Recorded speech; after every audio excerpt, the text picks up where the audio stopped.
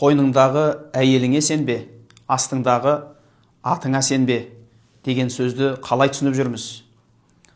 Бұны жақсы жағынан түсіну керек секілді. Әйелді дұшпан тұтып күмәндану мағынасында емес.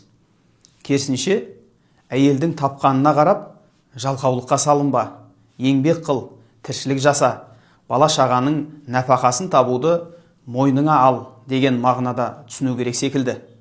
Қазақта ер азығы түзде деген сөз бар.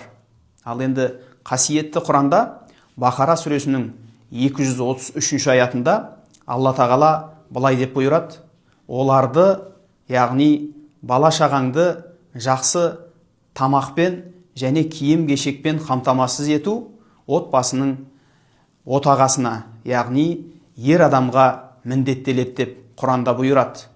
Ал енді астыңдағы атыңа сенбе деген сөздің мағынасы: мінген тұлпарыңның тізгіні сенің қолыңда. Сен оны қайда бұрсаң, соған қарай бағытталады. Яғни тұлпарыңа, атыңа сеніп, тізгінді жіберіп қойма деген мағынада түсіну керек.